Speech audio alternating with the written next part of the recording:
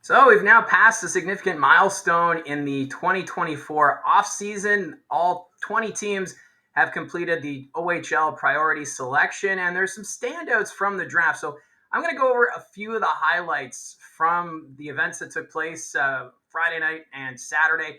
And it all starts off with the first overall pick as not really a big surprise, Windsor Spitfires going with Ethan Belchetz. That draft pick, of course, was announced Thursday afternoon. And he's going to be a big forward for this Windsor Spitfires team. Of course, he stands 6'5", 234 pounds. It's hard to believe he's a 16-year-old, but this Windsor team, they have quite the prospect, and it's going to be great to see him going forward. And of course, the Spitfires, they had that rough 2023-24 regular season, and I think with Belchetz and the players they already have on their team, like Liam Greentree, I think Windsor should be in a much better position next season. Of course, they're going to look to address goaltending and the defense, but I think they are taking the right steps towards next season. And then after the first overall pick, there were questions as the Serbia Sting, they held the second overall selection, and we weren't really sure who was going to be that number 2 pick because a couple players have signed agreements with the USHL or have said that they are exploring the NCAA route. So that kind of threw things into flux. We weren't really sure what direction Sarnia would go, but they ended up going with Alessandro Delorio from the Vaughan Kings. So a very good pickup, I feel, for the Sarnia Sting. Delorio, he was expected to go in the top 5. Plenty of offensive upside. He had 20 goals, 12 assists, good for 32 points in 27 games with Vaughan. He also added 4 goals, 2 assists at the OHL Cup, so really good showing for the Vaughan Kings, and Delorio was a big piece of that. Then at the third overall pick, the Peterborough Petes, they went with a bold decision. They ended up drafting Colin Fitzgerald, and of course, just days ago said that he was going to play with the Green Bay Gamblers. He signed his tender with the team. He says he's going to play over in the USHL. So a little surprised that the Peterborough Petes would take Fitzgerald with that number 3 selection, although Fitzgerald, he had a pretty good year with the Peterborough Petes under 16 team. So being a Peterborough native, the Petes willing to take a chance with Fitzgerald to see if he'll play with his hometown team and join the Maroon and White. And also remember at the trade deadline, they traded for a lot of young talent for this upcoming season. So I feel like Peterborough, they're in a good position where they can be patient with Fitzgerald, give him some time to decide his future. And of course, if you noticed on the OHL website, where they posted the photos of the top picks, Fitzgerald was not among them. They had the first, second, and fourth overall picks in attendance. So it's going to be interesting to see how this offseason plays out for the Peterborough Petes because they do already have that young talent. But if they can get Fitzgerald to commit, that would be another big step forward as they look to compete again in a couple of seasons. So coming in at number 4, there were a couple of question marks because it was the Niagara Ice Dogs who held that pick. Some people were wondering who would be willing to commit to the Niagara Ice Dogs. Would they take a stretch on somebody? But they ended up going with Brady Wasselin. And Wasselin at one point this season, he was thought to go first overall. So a pretty good pickup for the Ice Dogs. And for Wasselin, he was at the OHL headquarters on draft day. And he was actually talking about the passionate fans in St. Catharines. And he's excited to play in front of them at Meridian Place. And he also mentioned how he wants fans there to be able to enjoy free cheeseburgers. And of course, that's a promotion that the Ice Dogs have in the final minute of play. So all signs point to Wasselin willing to show up and play for the Niagara Ice Dogs next season. And in 32 games, he had 31 goals playing with the Markham Majors. So Brady Wasselin, a good offensive talent. And of course, he's just going to fit in well with Niagara right behind Ryan Robrick as he had set franchise bests in goal scoring for Niagara last season. So things looking up for the Niagara Ice Dogs as long as these pieces fall into place. And a good pickup there, I feel, for Niagara going with Brady Wasselin. So the Barrie Colts, they did have the 5th overall selection, and it surprised some as they ended up picking up Parker Vaughan from the Elgin Middlesex Canucks. Vaughan, he brings size. He's about 6'1", 175 pounds, kind of similar to Cole Beaudoin. So this is kind of the way the Barrie Colts have been going of late in their draft picks. They're focusing on bigger players. And if you look at their picks, 8 of the 15, they're 6 feet or taller. So a good sign there for this Barrie Colts team is they want to add some size. And it's you see it in the playoffs against the Oshawa Generals, just how Dylan Robrick played. He was a giant on the ice. And I think the Barrie Colts are looking for something similar. So that's why they went with Parker Vaughan. And we'll see how this all plays out for the Barrie Colts. It's going to be exciting to see Vaughan when he does join the Barrie Colts next season. So other notables from the draft in the first round, the Owen Sound Attack. They picked up Pierce Mabui. He was 7th overall, and Mabui, he had an outstanding OHL Cup. 6 goals, 7 assists, good for 13 points. He played with the Toronto Marlboros, and that was in just 5 games of action. So I think it's a real good pick.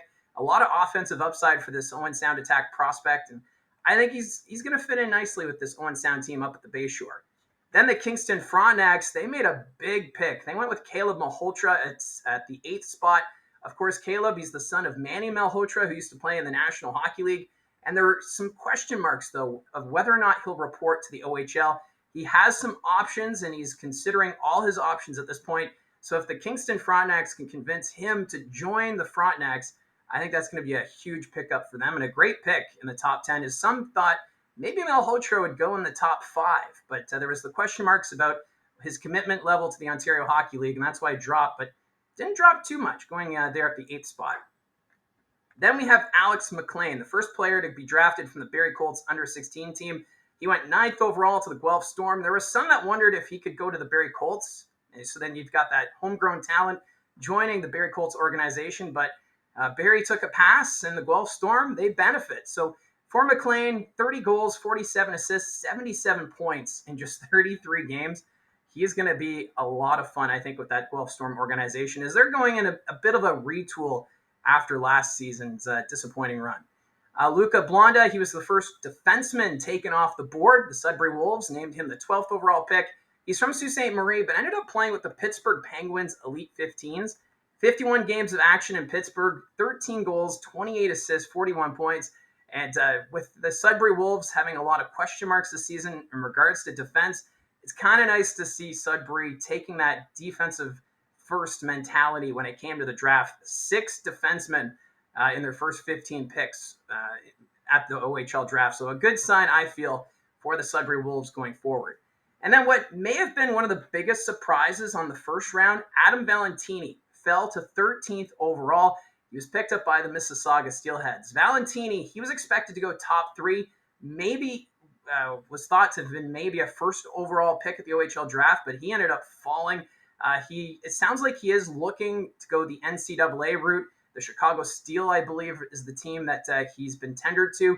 But for Valentini, if he ends up going to this Mississauga team or the Steelheads, because they're moving to Brampton this summer, I think this is going to be a huge pickup and a huge steal if they can get him to commit, because this team already shaping up to be probably the best team in the Eastern Conference on paper going into next season. So Valentini, you add him to the mix, that's just another offensive threat, and he won't have to be counted upon night in, night out.